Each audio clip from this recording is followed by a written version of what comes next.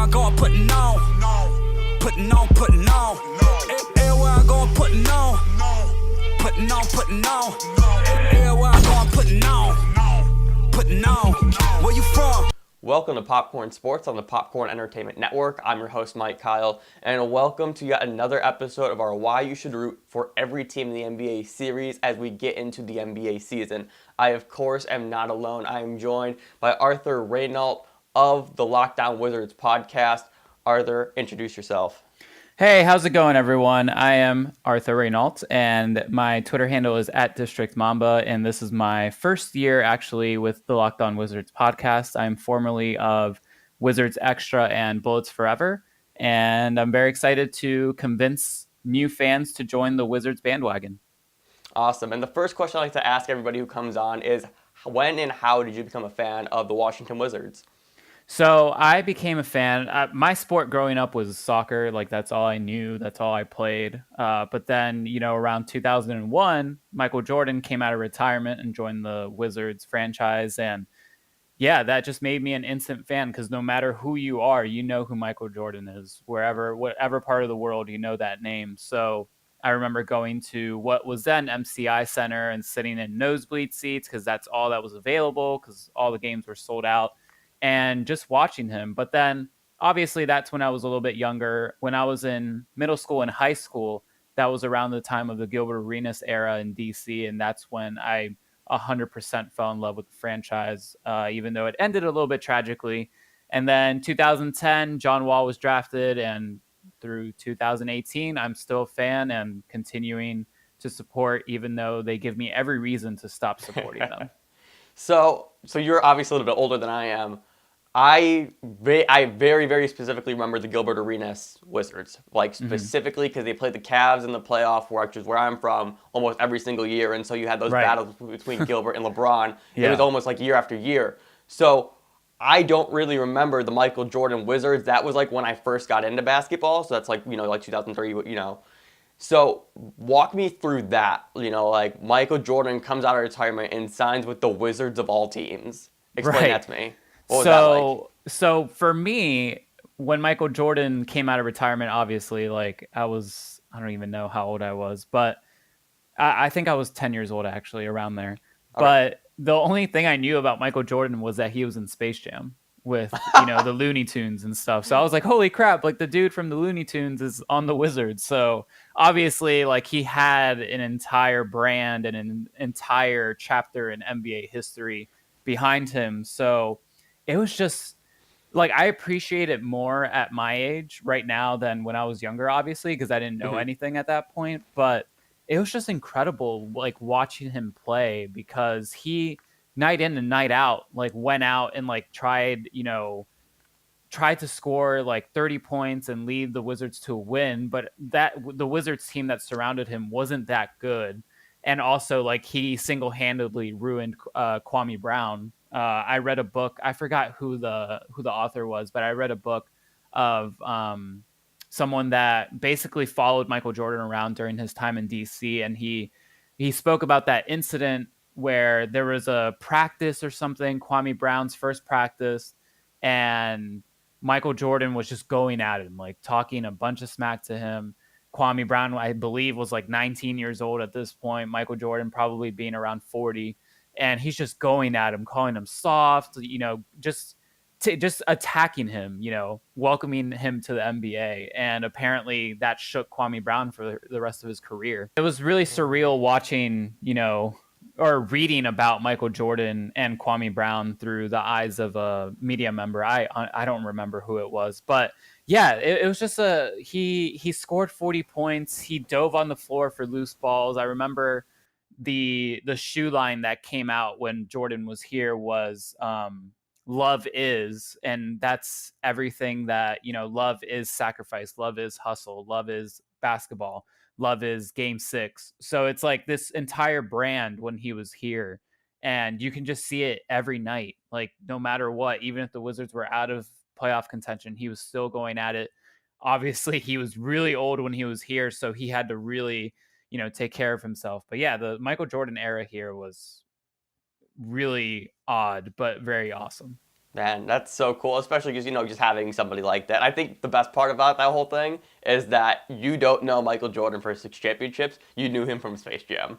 And I Right. think that just summarizes all of the mystique surrounding him. So Yeah, let's get exactly. And I mean, like I said, soccer was my sport growing up. So like I knew everything about soccer or like people from soccer, but like basketball, that was my first entry. yeah, But that's a little bit embarrassing, I guess, right now. it's okay, you were 10. So let's get Yeah. into some general overview of the Wizards. So they joined the NBA in 1961. They were formerly the Bullets, which everybody loves, and I think the majority, or I would say a good portion of fans, want them to bring back. However, they did change their name to the Wizards because their owner, or their former owner, Abe Pollin, wanted a less violent team name. Their colors are red, white, and blue, formerly black, blue, and gold, which I wish they would bring back because I love those uniforms. 29 playoff appearances, 1 championship, with their last being in 1978. So it has been a while, as Wizards fans know. And they played in the Southeast Division with Charlotte, Miami, Atlanta, and Orlando. What are your thoughts just on the current state of the Wizards? Yeah, the current state, I mean, the John Wall era in my brief fanhood has definitely been the most successful. Obviously I wasn't around when the Bullets won the championship, Right. and I specifically said Wizards era, not, Yeah. Bullets. I'm not disrespecting history, but I think, this upcoming season, everything is in place for it to be the most successful season, since that championship season. We haven't won 50 games since that championship season. We haven't, made it to the Eastern Conference Finals since that championship season. And yeah, it's just, it's due theory. And I think this upcoming season can erase some of those, jokes and some of those record books that are really bad record books. But I just think this franchise is, I don't know like how to summarize it, but we just haven't been lucky, and at the same time we've been incapable of creating a basketball organization that can last for years. It's normally like a 1-year project and then it's over. There's no big plan. We got lucky when we drafted John Wall because that was a very dark time in our franchise after Gilbert Arenas and Javaris Crittenton had their infamous card game on a plane and they tried to settle it with guns in the locker room. So we've gone from, the joke of the NBA to a rising team. And now we're kind of at this Wizards team thinks they're entitled to an Eastern Conference Finals appearance with LeBron James, but they end up getting the 8th seed and bounced in the first round. So we're kind of, circling back into what we're known for.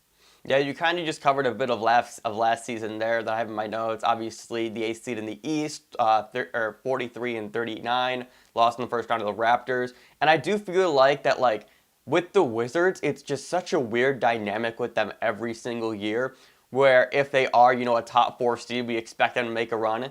And then even if they are in the bottom half of the playoffs, you're like, all right, they can still make some noise. So they're one of those teams that are just super talented, but have never been really able to put it all together when it matters. Would you agree? Yes, that is 100% true. And I feel like the first time we made the playoffs, we were a 5th seed and we matched up against the Chicago Bulls, who had just lost Derrick Rose, and everyone chose Chicago. I had no idea what to expect, and the Wizards ended up winning 4-2. And I think when that happened, I honestly thought, wow, this Wizards team is going to be really good. Hopefully we can build on this. But from that date up till now, our front office has always been almost like a year or 2 years behind the current NBA, landscape. So when we lost to Indiana in the second round that year, we lost because David West and Roy Hibbert were destroying us on the glass and, the long twos and stuff. And, the next year we upgrade our center position, but then we run into the Atlanta Hawks, and they were the Spurs of the Eastern Conference, but without the rings, and we couldn't outshoot them, we couldn't outplay them. So then we added some depth, and we're still a year behind. We have a stretch 4, but it's the year after the stretch 4 was introduced. So it's very unfortunate, that we couldn't handle that situation. But now we're kind of in a gray area where the second round is no longer enough, no matter where we're seated. Right. So I think with all that being said, especially, saying how you guys have always been kind of behind the eight ball and trying to play out of that. Let's get into the roster a little bit. Obviously, you have John Wall and Bradley Beal. You guys added Dwight Howard this year, which was a very, very weird move. Kelly Oubre, Otto Porter Jr., Markieff Morris, drafted Troy Brown Jr. out of Oregon, signed Jeff Green, traded for Austin Rivers. Just there's a whole lot of influx of players going on right now in the DC area. What do you make of this roster? I think this roster is hopefully a direct correlation from our loss to the Toronto Raptors in the first round, because that Toronto Raptors team, although they're getting clowned on a lot because LeBron just owns that franchise, but Yes.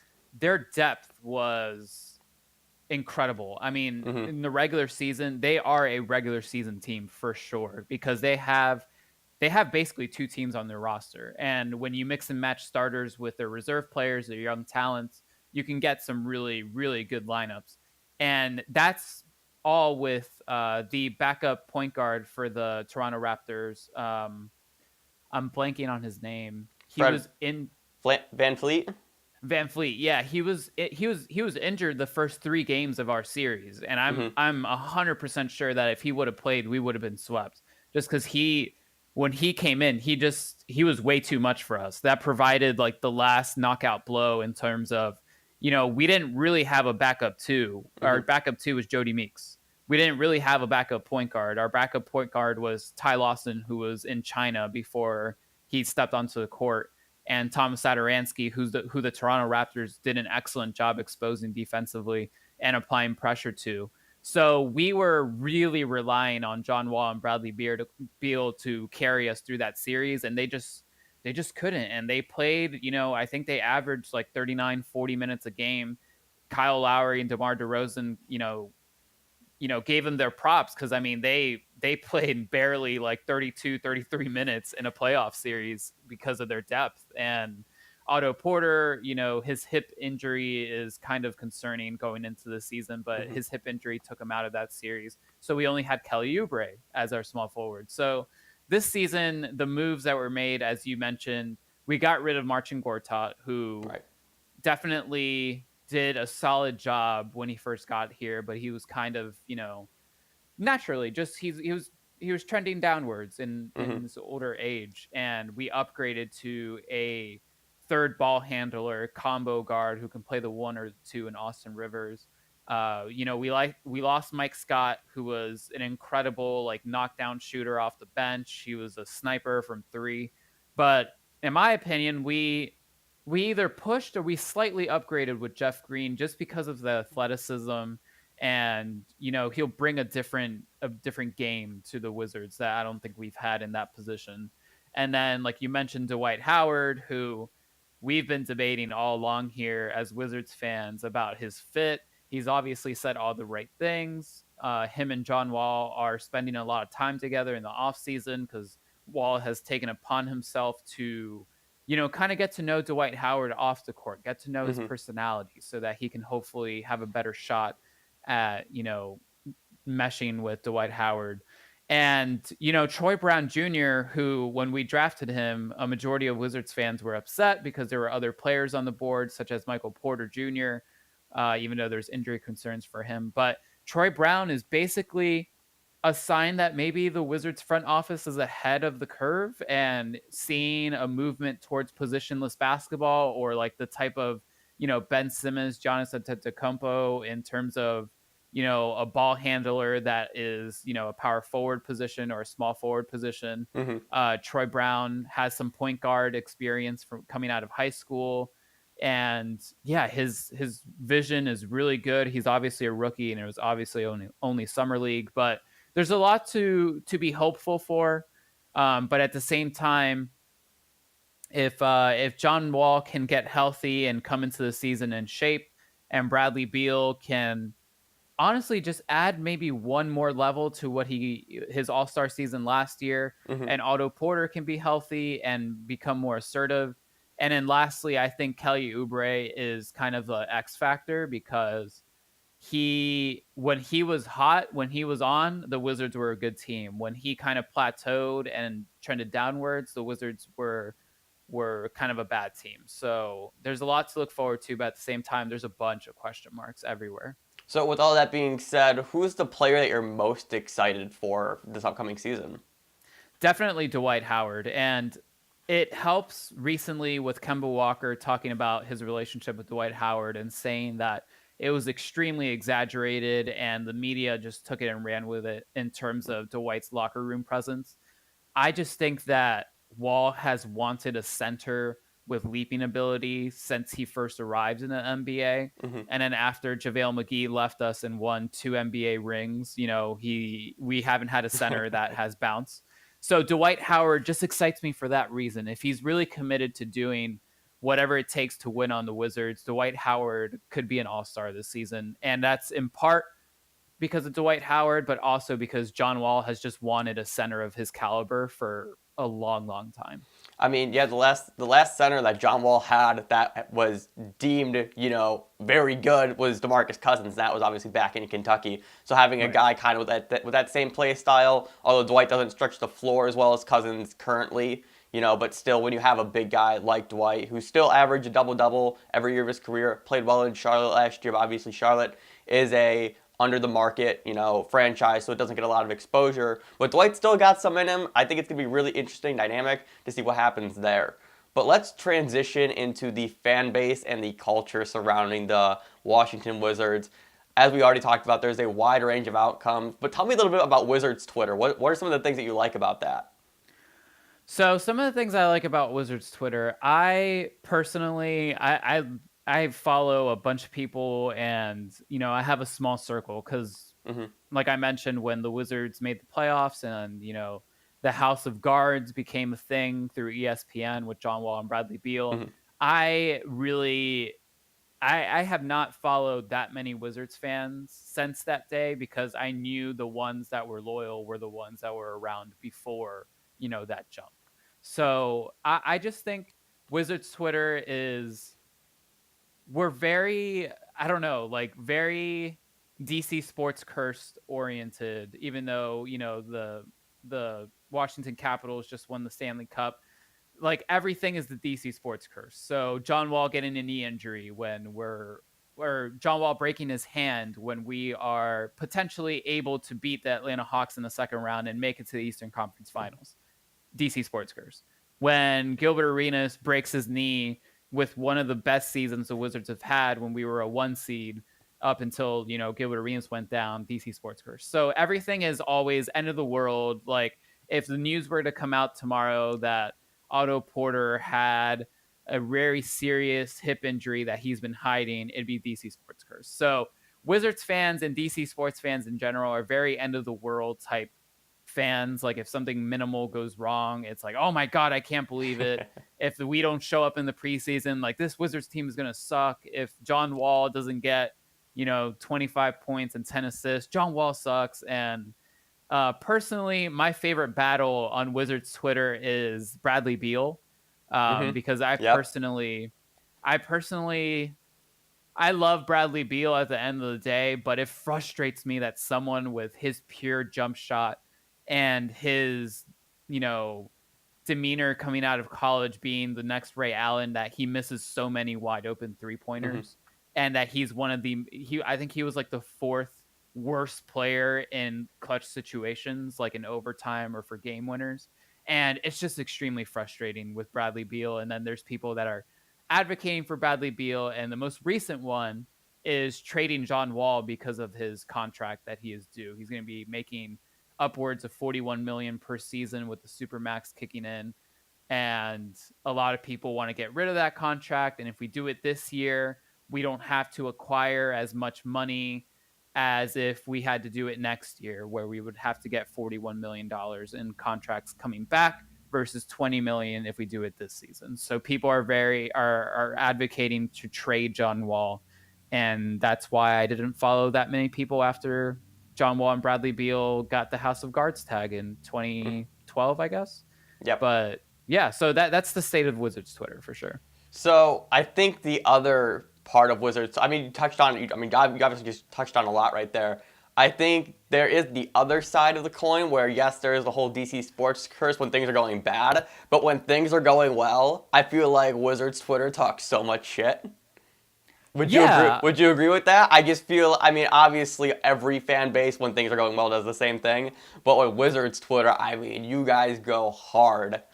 definitely. And I think a lot of it, when you say that, it reminds me of Jake Whitaker, who is the who runs Bullets Forever. He always tweets out and reminds us that we swept the Toronto Raptors in the 2014 playoffs. And I just think it was funny, the first like 10 times. It was okay the next 20 times, and now it's just like, dude, like we lost to them 4-2 most recently. So I think they're over that sweep. But in terms of talking trash, I just think it's because I don't know if we're looking at if we're looking at the same trash talks, a lot of them has to do with John Wall's ranking in terms of the top point guards in the NBA. And I think a lot of times, people look at what have you done recently, and recently John Wall missed 41 games. He, played really, really bad when he was playing those other games. And then in the playoffs, he produced his playoff numbers, which, I mean, they're not just everyday numbers. He puts up like 25 points a game and 12 assists in the playoffs. But it's just the constant disrespect from most NBA followers that John Wall isn't top 5. Some people don't even have him top 7, top 8. And I just think that's like straight up disrespectful. So I personally don't get into too many of the trash talks anymore, because I used to be really big into the John Wall is like a top 5 point guard, a top 3 point guard, the John Wall Kyrie Irving conversation. I personally dreaded that. I Yeah. dreaded that. I personally don't join in on those anymore, because just the last 2 seasons from Wall, there have been games where it's just like so depressing to watch him play. Like if it's health related, or it's just like we're playing the Brooklyn Nets, lottery team, no real like drive to like play your best. It's just I've kind of backed off from those conversations. But yes, I see a lot of the trash talking. I see a lot of people interacting with people with no pictures for their avatars on Twitter. And it's just like, why are you arguing with these people? Like, you're making us look bad. But yeah, I definitely agree. When things are going well, Wizards Twitter can get out of hand for sure. So going off of John Wall, it seems to me that there's also kind of a battle between Wizards fans where you had to choose sides. John Wall or Bradley Beal. Do they like each other? Do they hate each other? Does one have to go? Does one have to stay? What are your thoughts on that? I think that's also something else that was magnified through the media. And, when Marcin Gortat was traded, he talked about, John Wall being lazy on defense. And I just think with John Wall and Bradley Beal specifically, they're both alphas. They both think that they're the best player at their position in the entire NBA. And they'll say it, which I don't think they should say anymore, and they haven't in their defense. Like when they used to claim that they were the best backcourt in the NBA, when Steph Curry and Klay Thompson had already a championship ring. I didn't mind it at first, but now it's just tired, claiming those type of things. But the John Wall Bradley Beal relationship, it's not as rocky as it is presented. They definitely, clash sometimes, but I think that's just natural when you have the 2 best players on your team. Like, one isn't gonna necessarily, stay calm when the coach is like, who wants the game-winning shot? You know what, John, you take it. Like, Brad wants those shots, but then if Brad gets it, John wants those shots. So I think it's just about both of them committing that they need to understand that they need each other to win. Bradley Beal did an excellent job leading us when Wall was down, but obviously he couldn't do it by himself. And there's been plenty of times where John Wall has carried us when Bradley Beal first started off in the NBA. He had a lot of stress fracture injuries, and he had to sit out a bunch of games. John Wall has carried us, by himself. So I just think they both have to understand and remember those times when they didn't have each other, that they need each other to win. They need each other to compete.